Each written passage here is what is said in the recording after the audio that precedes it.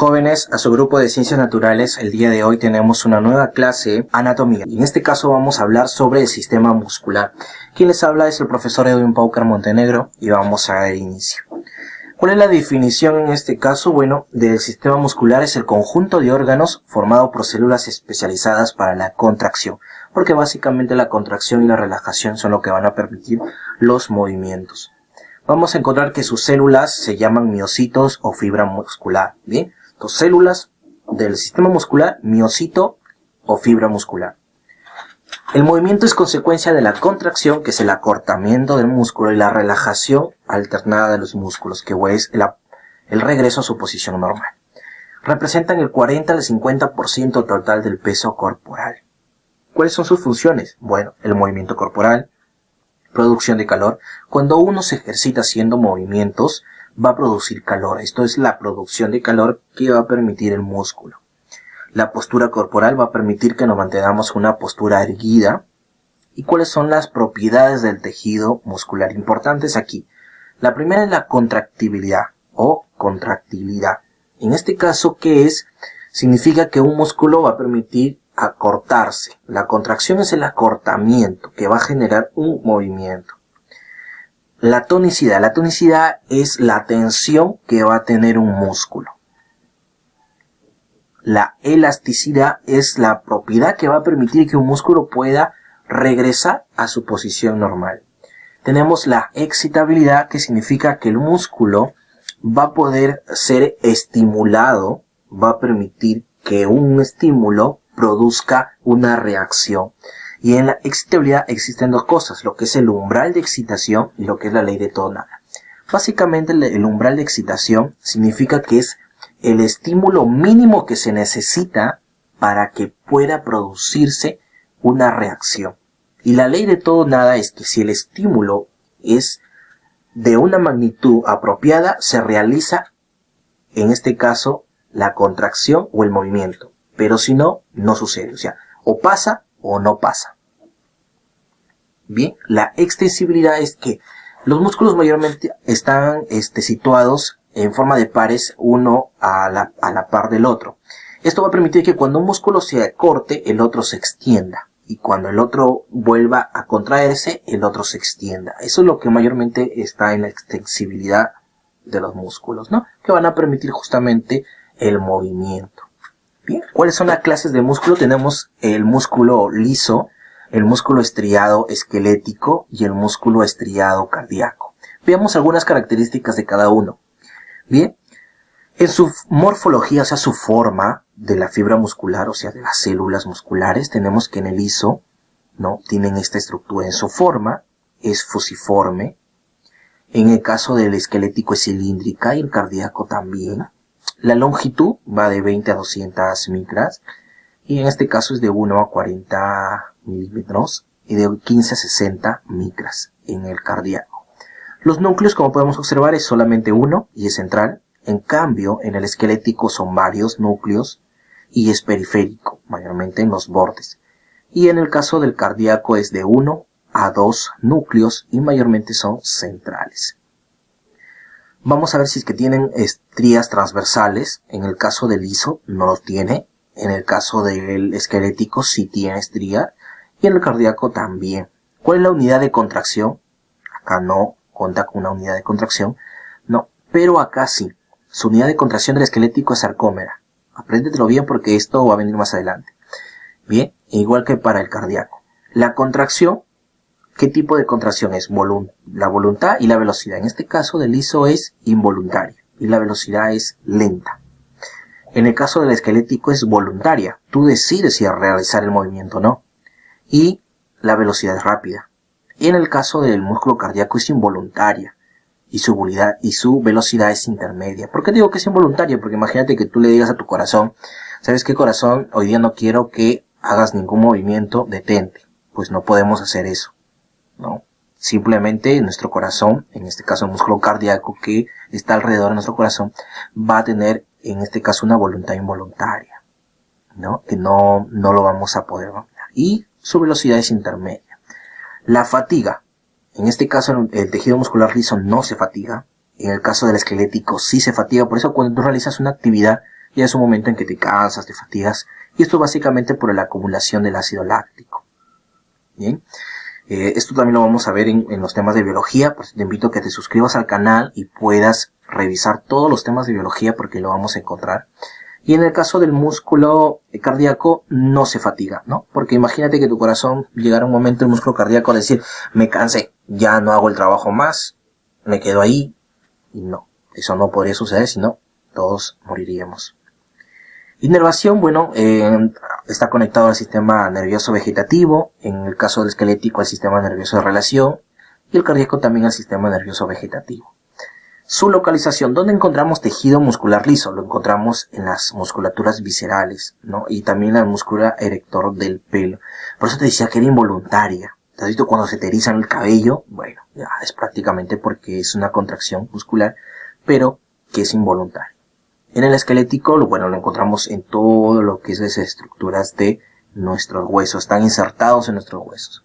Y en el caso de la localización del músculo cardíaco, te encontramos en el miocardio, ¿no? ¿Por qué había una pequeña asterisco en voluntaria en el esquelético? Básicamente el esquelético es voluntario, pero en ocasiones también puede contraerse de forma involuntaria en el acto reflejo. Es cuando tú no lo has decidido, pero hay un estímulo que ha generado una reacción. ¿Qué es el sarcómera? Te había dicho que prestes bastante atención a eso, que era la unidad de contracción, o sea, la mínima parte donde se va a realizar una contracción. Bueno, es la porción de miofibría entre dos líneas rectas consecutivas y mide aproximadamente 2.4 micras. Está formado por una banda A y 0,2 semibandas I. Las bandas se deben a dos miofilamentos dispuestos de manera longitudinal al eje de las miofibrillas en forma paralela y simétrica. Bien, teoría, vamos a verle un ejemplo. Bien, acá está nuestro músculo, sacamos un pedacito de ese músculo y encontramos haz de fibras musculares. En ese tipo de haz de fibras musculares, ¿no?, que en este caso serían las células musculares, vamos a encontrar una miofibrilla, ¿no? Una pequeña parte de esa célula, que es una miofibrilla, lo vamos a encontrar acá. Y esto de aquí va a ser un sarcómera, un fragmento. Mira, este fragmento es un sarcómera, que es la porción de una miofibrilla, ¿ya? Y aquí vamos a ver cuál es justamente su estructura. Acá, exacto, mira. Acá está. Este es el sarcómero. Entre dos líneas Z consecutivas. Bien. ¿Qué más? Formado por una banda H. Perdón. Sí, una banda H. Pero una banda A también. Un poco más grande. La banda H es esta parte media. Pero una banda A. Y dos semibandas I. Si te das cuenta es toda esta la banda I, pero solamente llega a la mitad. Entonces dos semibandas I. Tenemos una línea media y vamos a tener un filamento fino y un filamento grueso, que ya lo vamos a ver qué significan esos filamentos. Justamente lo vamos a ver en la fisiología de la contracción muscular. Acá está. Bien, como te había dicho, aquí tenemos justamente el sarcómero. Este filamento grueso y el filamento delgado. En el caso del filamento grueso y delgado vamos a tener aquí que están formados por unas proteínas. Estas proteínas, el filamento grueso va a tener miosina y el filamento delgado va a tener actina. En la actina también va a estar otras proteínas de contracción que son la troponina y la tropomiosina. Entonces acuérdate, las dos principales proteínas de acción, de contracción son la actina y la miosina. Pero dentro de la actina encontramos dos más que son la troponina y la tropomiosina. Bien, acá está, filamentos delgados, filamentos gruesos. Filamentos delgados, actina, filamentos gruesos, miosina. Bien, este es un proceso de relajación, tiene normal. Pero en un proceso de contracción se acorta, ¿no? De 2.4 o de 2 nanómetros o micras vamos a encontrar a 1500, o sea, se va a cortar. Vamos a ver ese proceso, cómo se acorta. Aquí tenemos la fisiología. Bien, vamos a contar con el primero. Dice, en este caso permite la liberación de calcio. Punto 1. Bien, el calcio se une a la troponina, que te había dicho, dejando libres en la actina los puntos de unión de la miosina. Entonces, quiere decir que esos puntos de unión se van a unir, estos puntos de unión de la miosina se van a unir ¿a quién? A la actina. Se van a unir. O sea, los gruesos se van a unir a los filamentos delgados. ¿Ya? Bien. Entonces, una vez que ya se han unido, dice, las cabezas de la miosina se unen a los puntos de actinoliberación de ADP. ¿no? Adenosintrifosfato. Dice, cambia la conformación de la cabeza de la miosina y esto genera el desplazamiento de la molécula. ¿Te das cuenta? Está sostenido en una parte de acá y esto va a hacer que empuje para este lado y se va a cortar. Y ahí se va a producir el acortamiento. Dice. Entonces el ATP se une a la miosina causando la liberación de la actina. Vuelve a unirse para que se vuelva a liberar. El ATP es hidrolizado y las cabezas de miosina retornan a su conformación inicial. ¿No? Si el calcio retorna al retículo sarcoplasmático, el músculo se relaja. Vuelve a regresar el calcio, se relaja. ¿Bien? Y si el calcio continúa disponible en el ciclo, se repite y el músculo continúa contraído. Entonces va a producir una siguiente contracción. Entonces básicamente en eso funciona, ¿no? Bien, vamos a tener tipos de contracción muscular. Tenemos la contracción isométrica, que hay acortamiento mínimo del músculo, pero aumenta la tensión. Hay contracción isotónica, que existe acortamiento de la longitud, pero se mantiene constante la tensión. Lo vamos a ver acá. Aquí tenemos contracción isométrica. ¿Te das cuenta? El músculo sigue en su mismo tamaño. Ese es su tamaño normal. Ya, está ahí. Pero si tú le colocas una pesa, la tensión va a aumentar. Aumenta la tensión, pero el acortamiento del músculo sigue siendo el mismo. O casi mínimo. ¿Te das cuenta? Bien. Ahora puede ser una contracción excéntrica cuando el movimiento es hacia afuera o una contracción excéntrica cuando el movimiento es hacia adentro. Que lo vamos a ver aquí. Vamos a ver una contracción isotónica. Mira, isotónica. El músculo se acorta, pero sigue manteniendo su tono. En cambio, en la contracción isométrica, la tensión aumenta, pero sigue manteniendo su tamaño. ¿Ya? Aquí sí se acorta, pero se mantiene constante la tensión. Si yo lo tengo alargado y lo vuelvo a subir, la pesa se va a mantener la misma tensión, no va a aumentar. Pero si yo tengo extendido y no llevo nada y le agrego un peso, la tensión aumenta, pero el músculo no se acorta.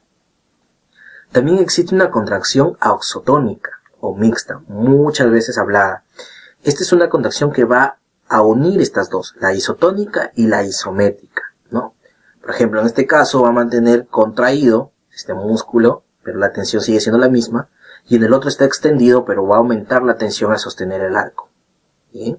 Y también tenemos una contracción isocinética, que prima la contracción constante y uniforme, ¿no? Entonces aquí está una contracción constante en movimiento, como por ejemplo en el caso de los nadadores.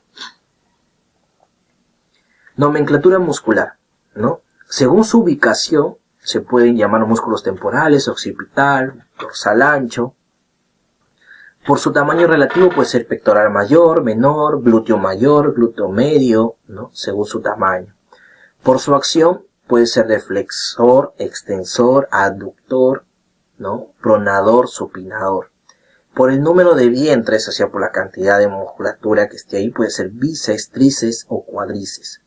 Por su inserción puede ser, si es que se inserta en una parte del hueso con ese nombre, puede tomar ese nombre, ¿no? Esternocleidomastoideo, que la parte se inserta en el esternón y en la parte mastoidea. Por la dirección de sus fibras puede ser rectas, oblicuas o transversas. Por su forma puede ser deltoides, orbicular, triangular y sólido. Tipos de músculos por su morfología, por su forma, pueden ser rectos, pueden ser fusiformes, circulares, digástricos, convergentes. ¿Bien? Vamos a ver justamente la distribución de los músculos esqueléticos. Músculos de la cabeza. Tenemos los músculos masticadores. Tenemos el temporal, que se eleva la mandíbula y parte posterior y causa retracción de la mandíbula. Y el macetero, que es elevador de la mandíbula. Aquí tenemos. Bien, aquí tenemos el ejemplo del temporal, el músculo temporal, y justamente aquí el músculo del macetero, ¿no? En este caso el temporal va a permitir, junto con, en este caso con el macetero, van a permitir algunas funciones como por ejemplo la causa de la retracción de la mandíbula, o sea, jalar hacia atrás la mandíbula, y también el macetero va, en este caso, elevar la mandíbula, ¿no? Como ves, las fibras musculares están en esta posición, si la mandíbula cae, esta justamente va a permitir que se eleve la mandíbula. Bien, vamos a tener también el pterigoideo interno, que es la elevación y lateralización de la mandíbula. Tenemos el pterigoideo externo, que es la protrucción, o sea, la mandíbula hacia adelante, y lateralización también de la mandíbula. Lo vamos a ver acá. Y tenemos justamente los pterigoideos, que son de acá. ¿no? Van a permitir que la mandíbula vaya hacia adelante y también que permite ese movimiento, ese juego que hacemos con la mandíbula hacia los costados. Tenemos el digástrico, que es el depresor de la mandíbula, que lo encontramos en esta zona. El digástrico va a permitir que la mandíbula baje, depresor, caiga. Y tenemos el ginioideo, que es también depresor de la mandíbula y eleva el ilioides. Ya sabemos que el ilioides es un huesito situado a la altura del cuello, que lo tenemos acá. Depresor de la mandíbula, pero también elevador del ilioides. Bien. Tenemos los músculos cutáneos de la cabeza. Tenemos la del cráneo, como el frontal, que arruga la frente, eleva la piel de las cejas y expresa atención, sorpresa, admiración y susto. Tenemos el occipital, que se desliza hacia atrás del cuero cabelludo en la apeneurosis epicraniana. Lo tenemos acá. Frontal, como tú ves, las fibras jalan hacia arriba y por eso también va a arrugar la frente, eleva la piel de las cejas, justamente cuando tienes una sorpresa, una atención, ¿no? Tenemos aquí justamente lo que es la apeneurosis muscular. Aquí está, apeneurosis, que se va a juntar con el músculo occipital, que están conectados. Y esto también va a jalar toda la comisura del cabello hacia atrás, ¿no? El cuero cabelludo hacia atrás. Tenemos los auriculares, que son 3 y están atrofiados. ¿Qué significa atrofiados? Que no funcionan. Relacionados con los movimientos de la oreja. Pero hay personas que sí permiten su movimiento de su oreja. Y eso es porque justamente han desarrollado y han permitido que estos músculos atrofiados vuelvan a tener movimiento. Los párpados, que tenemos el orbicular de los párpados, que va a cerrar el orificio palpar, ¿no? Cuando tú parpadeas. Y justamente también durante el sueño y el guiño actúan solamente por su tono. Quiere decir que nosotros no lo controlamos del todo. Tenemos también el superciliar, que junta el entrecejo, expresa dolor, cólera, impaciencia. Lo tenemos acá, ¿no? Cuando tú arrugas, en este caso, las cejas, es justamente ahí donde actúa ese músculo. Tenemos los músculos de la nariz, como el piramidal, que tira hacia abajo la piel de la región superficial, formando líneas transversas, ¿no? Justamente aquí lo tenemos, ¿no? Tira hacia abajo. Tenemos el transverso, que forma pliegues en la ala de la nariz y estrecha los orificios nasales. Es el que está aquí, en esta zona. Y justamente va a estrechar los orificios nasales. El mictiforme, que estrecha también los orificios nasales y dirige hacia abajo la parte inferior de la nariz. Es justamente el que está aquí, va a jalar la parte de la nariz hacia abajo. Tenemos el dilatador propio de la nariz, lo encontramos acá, y este va a permitir ensanchar los orificios, lo contrario de este. Tenemos los músculos de la boca y los labios, que tenemos el orbicular de los labios, que cierra el orificio bucal como un verdadero esfínter. Lo encontramos acá. Este es el orbicular de los labios. Y va a permitir varias cosas, como por ejemplo el succionar, soplar, silbar, presionar los alimentos, pronunciar consonantes labiales y también besar.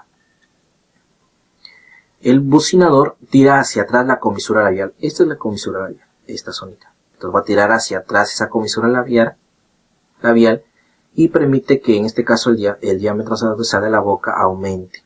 Interviene en silbar, tocar instrumentos de viento, acomodar alimentos en los arcos dentarios, ¿no? Como está situado acá, mira, jala hacia atrás y permite que la comisura labial aumente. Tenemos el elevador común del ala de la nariz y del labio superior. Eleva la nariz y también el labio superior. Y el elevador propio del labio superior, que también va a realizar lo mismo, ¿no? Va a elevar la porción media del labio superior. Lo encontramos acá. Mira, aquí están. El labio superior, ¿no? Y el elevador del ángulo de la boca acá. Va a permitir que el labio superior suba. Tenemos el canino, que es el que eleva y lleva hacia adentro la comisura labial. Lo vamos a ver aquí. Aquí está. Este es el canino. Lo vemos en sus dos vistas, frontal y lateral. Va a permitir llevar hacia atrás lo que es la comisura labial. Tenemos el cigomático mayor y el cigomático menor y el risorio Santorini. En este caso, tiran hacia arriba y hacia afuera la comisura labial para que expresen la alegría. Muy importante, mira, el cigomático mayor es uno de los músculos presentes en lo que es la alegría, acuérdate. Y el risorio Santorini, bueno, risorio, por ahí está, de risa, bueno, expresa sonrisa. Ahí lo encuentras, ¿bien? Aquí los tenemos, mira, el risorio jala para reírse, igual que los cigomáticos, que expresan alegría. El triángulo de los labios, que tira hacia abajo la comisura labial, es acá, va a jalar, el otro subía, este va a jalar el labio hacia abajo para que exprese tristeza, disgusto. El cuadrado del mentón de la barba que dobla hacia afuera el labio inferior y lo dirige hacia abajo. Encontramos acá, va a permitir que el labio pueda doblarse hacia abajo. Y tenemos la barra del mentón o de la barba que tira hacia arriba el mentón y eleva el labio inferior. Encontramos aquí, va a permitir que el labio pueda subir, ¿no? El labio inferior pueda elevarse. Bien, muchísimas gracias. Esta es la primera parte de lo que es el sistema muscular. Ya veremos los diferentes músculos del resto del cuerpo. Se despide de ustedes su profesor Edwin Paucar Montenegro. No se olviden de dejar su me gusta si les pareció interesante el video. Sus comentarios de qué te pareció y qué debería incluir o qué tema debería tocarse también. O qué otras cosas te gustaría ver durante todo el video. Comparte si te pareció interesante. Suscríbete al canal para que no te pierdas ninguno de los videos y revisa también las diferentes listas de videos tanto de biología, química y próximamente subiremos los videos de física elemental. Y son las cosas pequeñas, un te quiero, un te